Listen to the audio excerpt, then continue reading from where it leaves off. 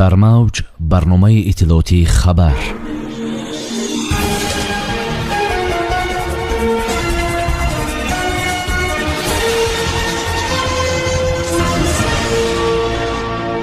мавсими ҳаҷ 2021 баргузор мешавад ё на?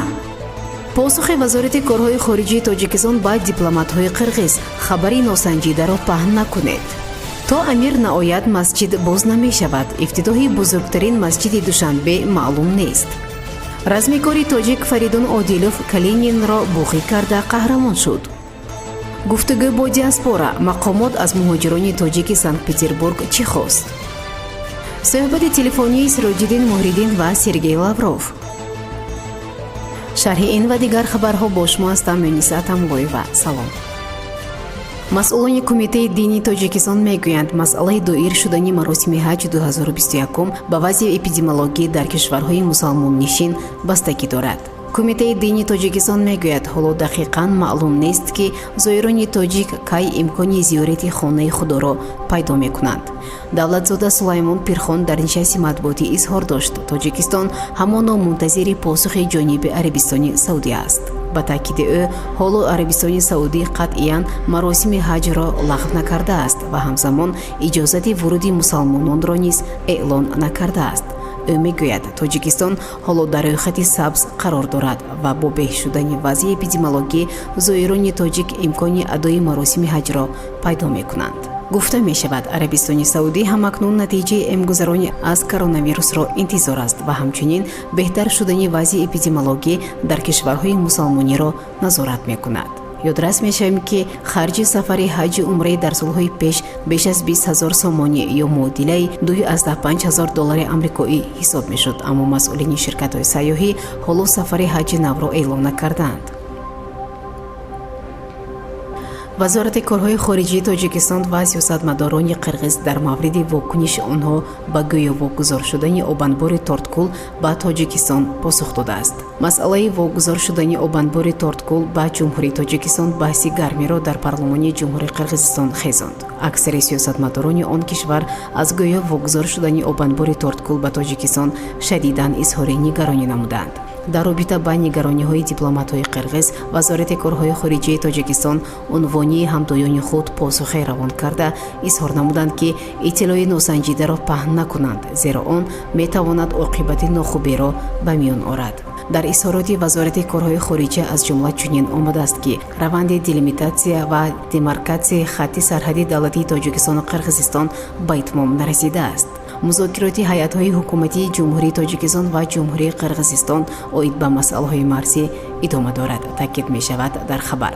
дипломатҳои тоҷик тавзеҳ доданд, ки қисми қаламраве, ки ба изҳори вакилони ҷумҳурии Қирғизистон гӯё ба Тоҷикистон вогузор шудааст, то ба охир расидани делимитатсияи сарҳади давлатии Тоҷикистону Қирғизистон тибқи меъёрҳои ҳуқуқи байналмилалӣ тақсимнашаванда ба ҳисоб меравад. зикр гардид, ки айни замон дар бораи додани ягон минтақаи баҳсӣ аз ҷониби як тараф ба тарафи дигар ҳеҷ гапе нест. вазорат аз сиёсатмадорони кишвари ҳамсоя даъват намудааст, ки ба изҳороти худ бобати масъалаҳои марзии Тоҷикистону Қирғизистон эҳтиёткорона муносибат кунанд, зеро паҳн кардани иттилооти носанҷида метавонад ба ноустувории вазъ дар қаламравҳои марзии ду давлати бародар мусоидат кунад. кумитаи дин, танзими анъана ва ҷашну маросимҳои Тоҷикистон эълон доштанд, ки ифтитоҳи бузургтарин масҷид дар Осиёи марказӣ ба вазъи эпидемиологӣ рабт дорад. давлатзода Сулаймон, раиси кумитаи дин, танзими анъана ва ҷашну маросими Тоҷикистон, зимни нишасти матбуотӣ ба хабарнигорон изҳор дошт, ки санаи бозшавии бузургтарин масҷид дар Осиёи марказӣ, ки бо сармояи Қатар дар шаҳри Душанбе сохта шудааст, маълум нест. ӯ афзуд, ки тибқи санадҳои ба имзо расида давлати Қатар сармоягузори асосӣ сохтмони масҷид ба ҳисоб меравад ва дар сурати сафари ҷониби Қатар ба Душанбе масҷид ҳатман боз хоҳад шуд.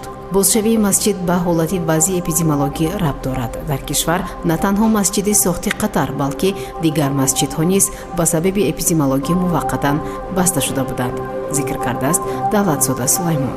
ёдрас мешавем ки масҷиди мазкур мебоист моҳи октябри соли гузашта ифтитоҳ шавад, аммо бо сабаби наомадани амири қатар мавқуф гузошта шуд. Масҷиди бузурги ҷомеи Душанбе интизор меравад яке аз бузургтарин масҷидҳои кишвару минтақа бошад, ки ҳудуди 100 000 нафарро дар як вақт ҷой медиҳад. размикори тоҷик Фаридун Одилов дар мусобиқаи Eagle FC 33 ки дар шаҳри Москав шоми дирӯз баргузор гардид, қаҳрамон шуд. размикори тоҷик Фаридун Одилов дар мусобиқа ки Ҳабиб Нурмуҳаммедов созмон дода буд, ҳарифашро шикаст дод ва унвони қаҳрамониро аз худ кард. муҳорибаи Фаридун шоми 9 феврал баргузор гардид ва набарди асосии мусобиқаи Eagle FC 33 ба шумор мерафт. Одилов ки дар вазни 84 кило баромад мекард, тавонист камарбанди қаҳрамони Eagle Fighting Championship 2 аз худ кунад. ҳарифи ӯ размикор аз Русия Сергей Калинин буд ки дар даври сеюми мусобиқа аз роҳи буғӣ кардан мағлуб шуд. ин пирӯзии 11-уми Одилов дар ММА мебошад. муборизи тоҷик қаҳрамони нави ташкилот дар вазни миёна шуд. инчунин Фаридун Одилов қаҳрамони нави Eagle FC дар вазни гарон гардид. дар шаҳри Санкт-Петербурги Федератсияи Русия ҷаласаи шӯрои ҳамоҳангсозии диаспораи тоҷикони муқими вилояти Ленинград баргузор гардид.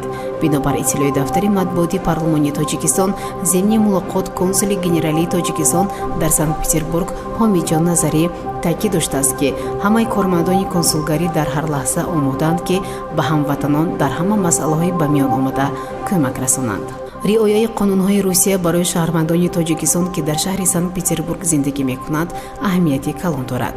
мо бояд ҳамеша барои дигарон намунаи ибрат бошем ва фарҳанги баланд дошта бошем, қайд кардааст Ҳомидҷон Назарӣ.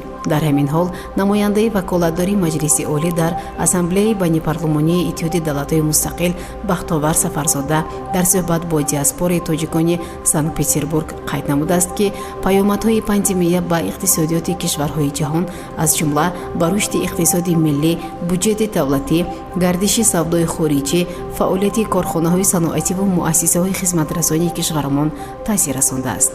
Бахтовар Сафарзода ҳамчунин иброз намудааст ки имрӯз бо ҷавонон бояд кор бурд, то ки онҳо ба созмонҳои террористӣ ва экстремистӣ шомил нашаванд. зикр шудааст ки дар ҷаласа нақшаи кори шӯрои ҳамоҳангсозии диаспораи тоҷикон дар Санкт-Петербург ва вилояти Ленинград барои соли 2021 тасдиқ карда шуд. Сироҷиддин Муҳриддин, вазири корҳои хориҷии Тоҷикистон бо ҳамтои русиягиаш Сергей Лавров суҳбати телефонӣ анҷом дод. тибқи иттилои вазорати корҳои хориҷии Тоҷикистон, Сироҷиддин Муҳриддин ва Сергей Лавров бо зикри он ки Тоҷикистон имсол роҳбарӣ дар созмони аҳдномаи амнияти дастаҷамъиро ба ӯҳда дорад, таҳкими ҳамкориҳо дар доираи ин созмонро баррасӣ карданд. дар партави раёсати Тоҷикистон дар созмони аҳдномаи амнияти дастаҷамъӣ ва ҷаласаҳои мақомоти ойнномавии ин созмон ки имсол дар шаҳри Душанбе баргузор мешаванд, ҳолати кунунӣ ва дурнамои ҳамкориҳо дар чаҳорчоби созмони аҳдномаи амнияти дастаҷамъӣ баррасӣ гардиданд, омадааст дар иттилоияи расмӣ. вазирони корҳои хориҷии ду кишвар инчунин масъалаҳои ҳамкорӣ дар чаҳорчоби созмонҳои байналмилаливу минтақавии дигар, аз ҷумла Иттиҳоди Давлатҳои Мустақил ва созмони ҳамкории Шанхайро мавриди баррасӣ қарор доданд. таъкид гардид ки 17-умин ҷаласаи комиссияи байниҳукуматии Тоҷикистону Русия оид ба ҳамкориҳои иқтисодӣ ки ин рӯзҳо дар Москав баргузор гардид, ба густариши бештари муносибатҳои дуҷонибаи иқтисодиву тиҷоратӣ саҳмгузор хоҳад буд, иттилоъ додааст вазорати корҳои хориҷии Тоҷикистон. дар фарҷоми суҳбат ҷонибҳо бори дигар ҳавасмандии худро барои таҳкиму тавсеяи ҳамкориҳои бисёрҷанба ва шарикии стратегӣ миёни Тоҷикистону Русия таъкид намуданд. шунавандагони гиромӣ, қабл аз анҷоми барнома шуморо бо вазъи обу ҳаво ва қурби асор шинос мекунем. мувофиқи иттилои обу ҳавосанҷон, имрӯз ҳаво дар шаҳри Душанбе аз 10 то 16 дараҷа гарм шуда ҳавои абрнок дар назар аст. дар шаҳри Хуҷанд низ ҳаво аз 9 то 14 дараҷа гарм шуда ҳавои абрнок пешгӯӣ карда мешавад. дар шаҳри Панҷаке низ ҳаво аз 10 то 14 дараҷа гарм шуда, чун дар шаҳрҳои Хуҷанд ва Душанбе абрнок боқӣ мемонад. мувофиқи иттилои Бонки Миллии Тоҷикистон, қурби расмии асъор нисбат ба сомонӣ барои имрӯз санаи 10 феврали соли 2021 чунин муқаррар шудааст. $1 амрикоӣ 11 сомонию 30 дирам, 1 евро 13 сомонию 68 дирам, 1 рубли русӣ 15 дирам. سامعانی عزیز، این بود برنامه اطلاعاتی خبر. تا برنامه دیگر در امان خدا باشید. خیر. برنامه اطلاعاتی خبر از رویدادهای تاجیکستان، منطقه و جهان آگاه باش.